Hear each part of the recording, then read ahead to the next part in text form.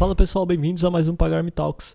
Eu sou o Rômulo, eu não trabalho na Pagar.me, mas eu fui convidado para vir aqui falar um pouco de Elixir, porque teremos a CodeBeam.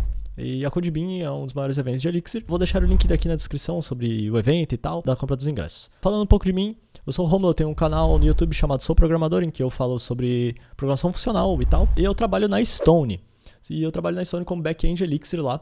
E eu vim trazer um pouco desse conteúdo pra cá. Vamos pro vídeo, mostrar as ideias principais aí por trás do Elixir, que eu acho que é o que mostra o porquê que o Elixir tá vindo à tona hoje. O que eu quero explicar hoje é sobre o porquê que o Elixir faz sentido hoje. Eu não vou mostrar nada de código, eu vou mostrar mais exemplos e contar mais a história do porquê que isso faz sentido, né? Sem a história não dá pra gente saber. O primeiro ponto que eu gosto de pegar é sobre a mudança dos processadores. Que foi quando a gente quebrou aquela tal da lei do Moore. Pra quem não lembra, a lei de Moore era tipo assim, ele virou e falou, de 18 em 18 meses aí os processadores vão sempre dobrar de transistores.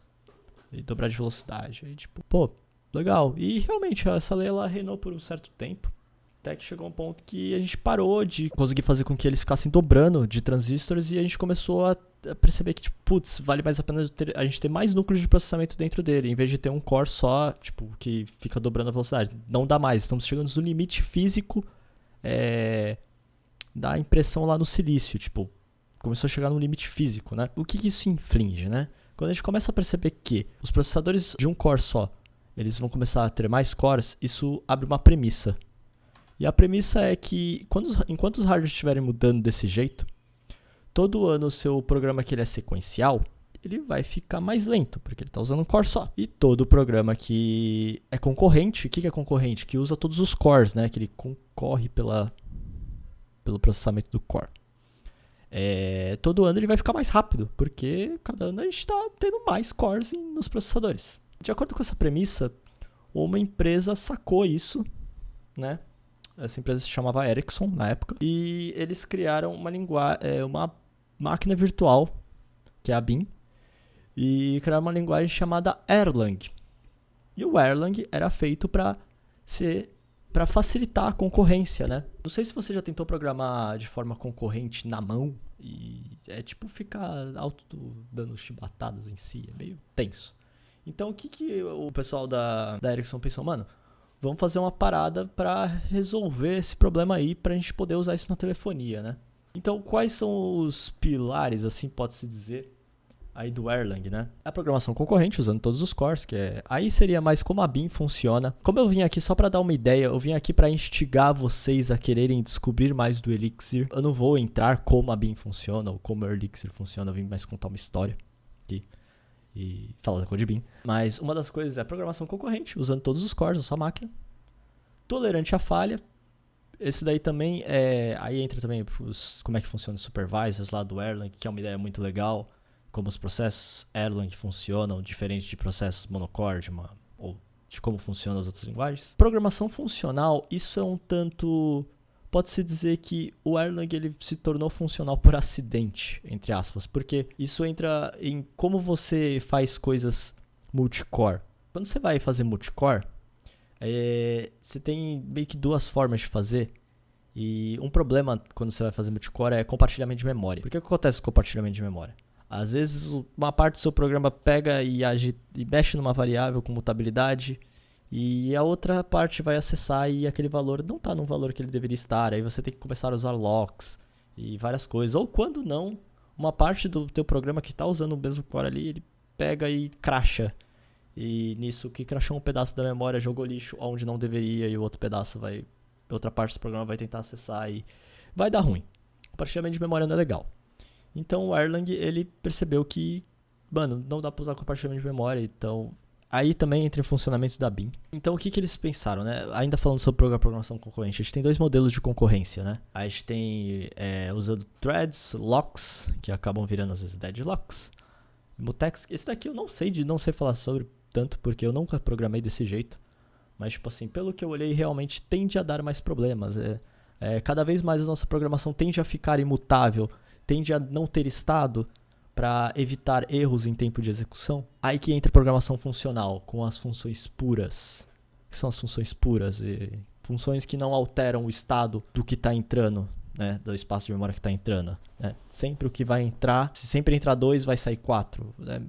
Bom, funções puras é um outro conceito, você não sabe, procura aí no Google. É bem difundido já. E tem um modelo que o Erlang quis usar, que se chama, que ele seria tipo passagem de mensagens. Você sempre vai ter processos Erlangs, e esses processos Erlangs vão se comunicar por mensagem entre um e outro. A memória deles sempre vai estar isolada, né? Então, é mais fácil eu ter mensagem, onde eu passo uma mensagem para um, e ele recebe essa mensagem, e depois... Vale mais a pena fazer isso do que se você compartilhar a memória e evitar os erros ao qual eu tinha falado. Pô, beleza, você tá explicando aí da BIM, mas onde que entra o Elixir? Mas foi aí que um cara chamado José Valim, que ele era da comunidade do Rails, ele trabalhava lá dentro do core do Rails, ele começou a ver muitas discussões sobre como paralelizar o Rails, como usar todos os cores e tal. Discussões mais desse tipo. Ele via que não só na comunidade do Rails, mas em muitos outros fóruns tinha muita discussão sobre isso. Em como começar a usar isso, né, de forma efetiva. Nesse meio tempo, ele que teve uma sacada de, pô, calma aí, vamos olhar as linguagens que a gente tem hoje, vamos ver o que dá para fazer, o que daria para fazer isso com mais efetividade, fazer esse multicore. Aí ele mexeu um pouquinho com o Lisp, mexeu um pouquinho lá com Clojure, um pouco com Haskell. Ele começou indo primeiro para as linguagens funcionais porque ele percebeu que a não mutabilidade, as funções puras, funcionava melhor para isso, né? Até que ele chegou no Erlang. E no Erlang ele já fazia tudo isso e te dava tudo isso de graça. Ganhava muitas coisas de graça ali com a máquina virtual do Erlang. É legal que ele conta na história, eu vou deixar o link na descrição, aliás, uma entrevista dele contando, ele fala como, tipo, ele viu o Erlang, caramba, falta pequenas coisinhas aqui. Pequenas coisas e ele começou a implementar com uma sintaxe muito similar ao Ruby. Mas por que essa sintaxe amigável do Ruby faz o Elixir ser o Elixir, né? Ele faz com que seja amigável para qualquer pessoa. Muita gente que tem muita dificuldade em aprender a programação funcional, por ser um outro paradigma, não tem tanta dificuldade no Elixir por ser uma sintaxe amigável, por ter muitas coisas assim, fica soft para você conseguir aprender, né? Tem 2 documentários que eu acho muito legal que ele conta sobre isso. Um é o da Honeypot e o outro é umas entrevistas dele que ele dá aqui pro pessoal BR. Ele conta a história bem legal. E ele fala como ele percebeu que, pô, o Ruby, implementar o Ruby no Erlang não ia pegar. Então ele pega um pedacinho do Clojure, pega um pedacinho, tipo assim, ele pega features muito específicos. Se você olhar como funcionam as macros do Elixir, tipo assim, como eu já tinha mexido com Lisp, nossa, é isso aqui do Lisp. Nossa, é isso aqui tipo de Ruby. E assim, você começa a juntar assim, as melhores partes de cada linguagem, pode-se dizer, e que faz, acho que, o Elixir ser tão único e tão interessante. O que eu vim passar aqui pra vocês hoje, quero instigar a curiosidade de vocês de olhar o Elixir com outros olhos e pensar, nossa, parece ser realmente uma linguagem bem interessante. E ele traz tudo de linguagens novas, como toda a revolução que o Rails trouxe de ser um framework que você sobe muito rápido, para prototipação rápida, um ecossistema para você testar o seu código de forma muito mais... Já tá ali pronto, tipo, você não precisa se preocupar em setar as coisas, sabe? Tipo, já tem tudo muito ali pronto, pode-se dizer, para você sentar e fazer. Então você se preocupa mais com programar, por isso que eu gosto de dizer que o Elixir ele tá mais moderno nesse aspecto, né? E é isso que eu quero trazer para vocês, instigar a curiosidade. Se vocês curtiram isso, dá uma olhada lá na CodeBeam, acho que vai ser muito legal. É isso aí que eu venho trazer. Valeu!